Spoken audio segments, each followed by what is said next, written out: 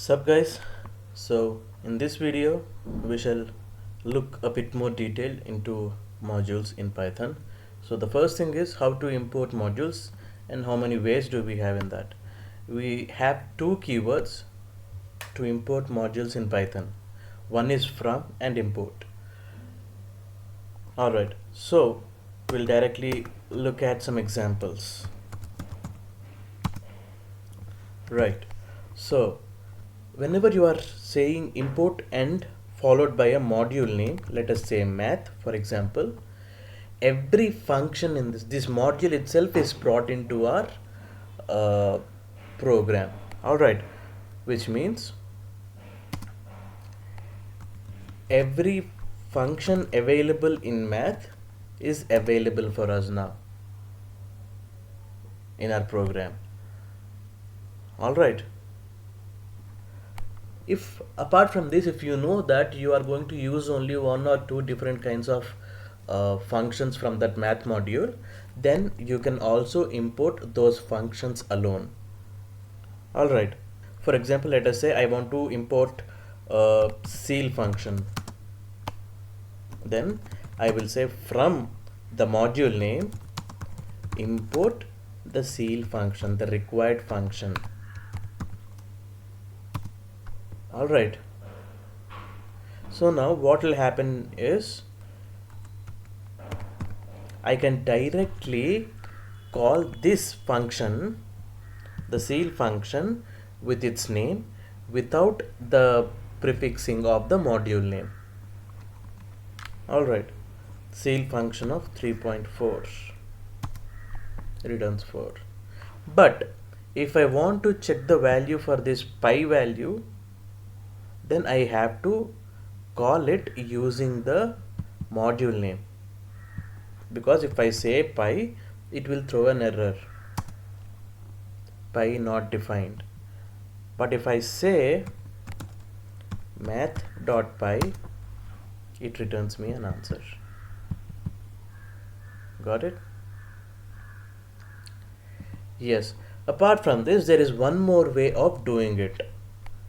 All right, so we can also check what are the modules that are imported into our current interpreter. All right, using this function, ceil has been imported and math module has been imported. Right, now I want to import all the functions within the math module at once. I don't want to import the math module but all the functions, so that I can call those functions directly with their function names.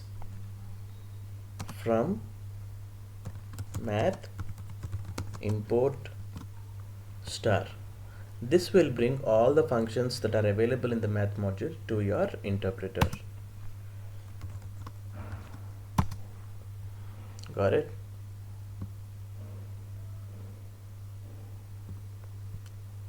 Right, these are the three different ways of importing modules and the functions in Python.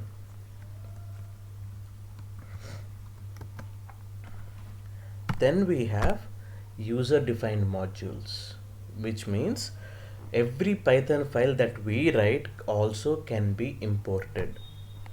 For example, so we shall quickly look into how to make use of the functions or the Python files that we have defined until now as modules in our another program. All right, so this is the function that we have, or Python file that we have written earlier when we were discussing about functions. So this file contains three functions.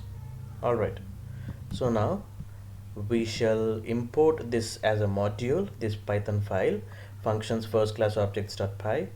Okay, all right, so let's start functions. You see it is also suggesting us. All right, so I'll just click on it and our function is now imported. What we'll do now is print.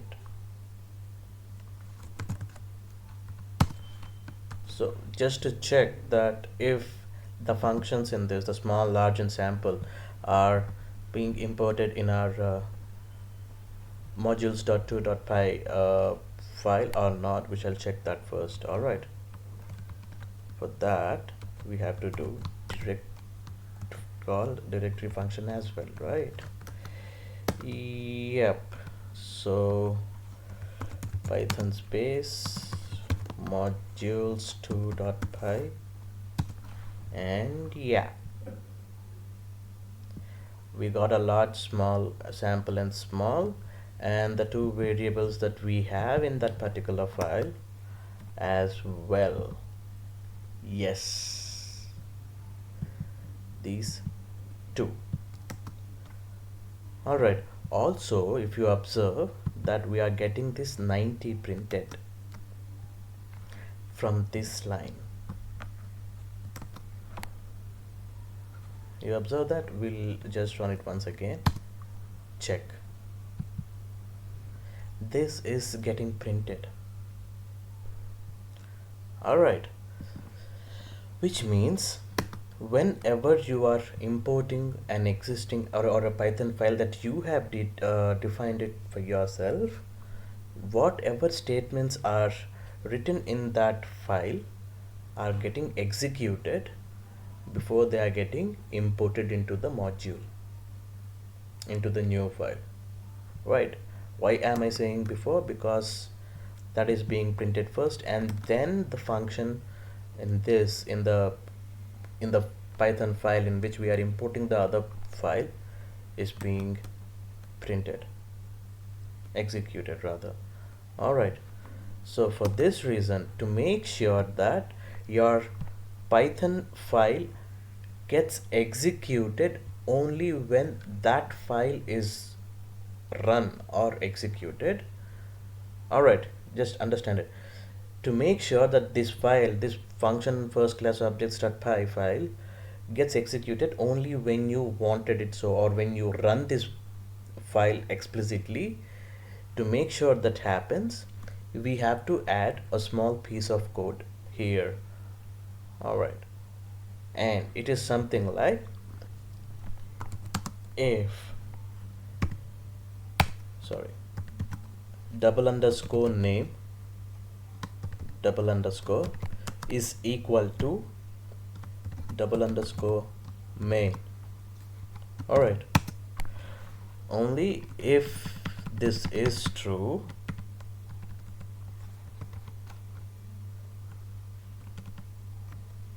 Control X,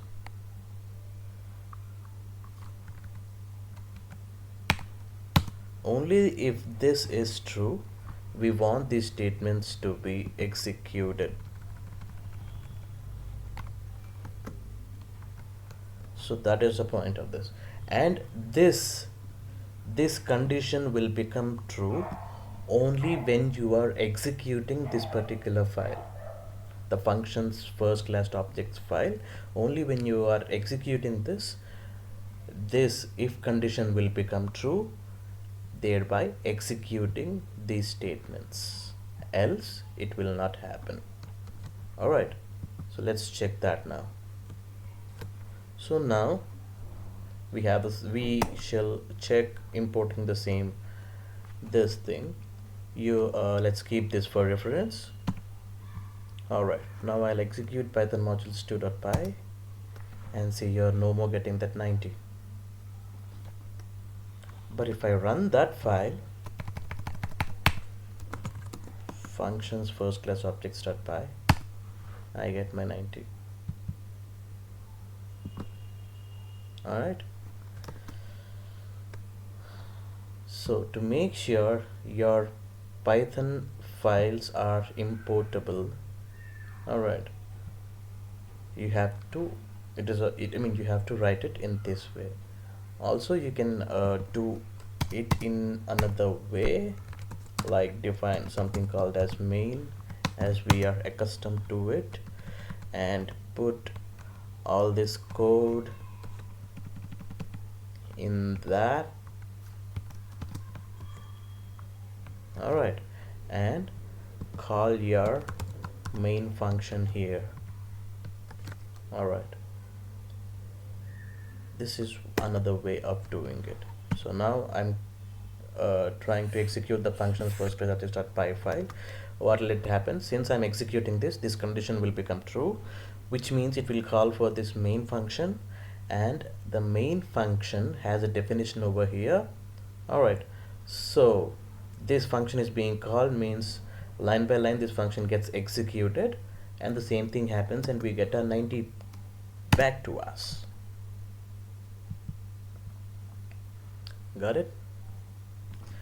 The same time, it still stays importable in our another Python file. And now let's try running this. Now this is a pi. Yep.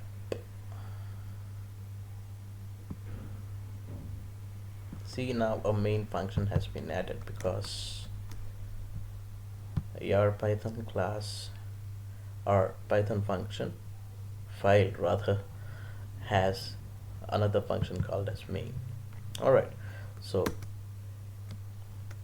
this is about the user defined modules and if name equal to dunder main. All right, and yeah, we are done for this session, so we'll see you in the next one.